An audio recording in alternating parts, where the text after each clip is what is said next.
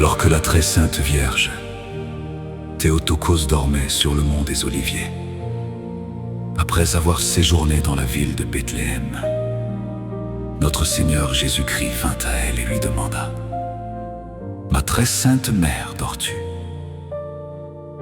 Elle répondit: « Mon fils très doux, Jésus très beau, je m'étais endormi et voici, j'ai fait un songe terrible à ton sujet. » Le Seigneur dit alors: « Raconte-moi, ma mère, le songe que tu as vu. » Elle dit: « Mon fils très doux, j'ai vu Pierre à Rome et Paul à Damas.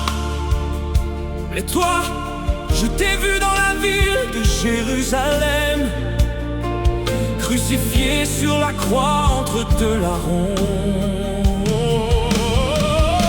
Les scribes, les pharisiens et les incrédules t'injuriaient et se moquaient amèrement de toi. Ils t'ont jugé pieds nus, t'ont nourri de fiel et donné du vinaigre à boire.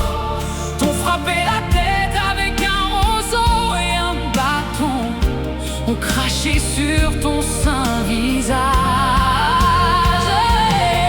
et ont posé une couronne d'épines sur ta tête.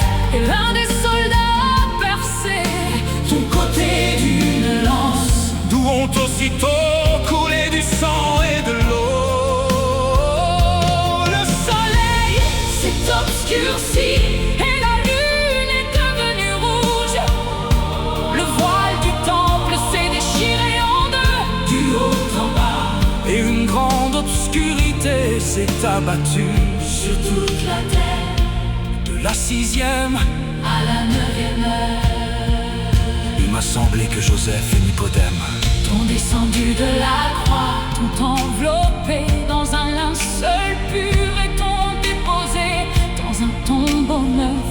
Oh, Et tu es descendu aux enfers, tu as brisé les portes des reins et fracassé les verrous de fer, faisant sortir Adam et Ève, puis ressuscitant le 3e jour, tu es monté aux cieux et t'es assis à la droite du Père.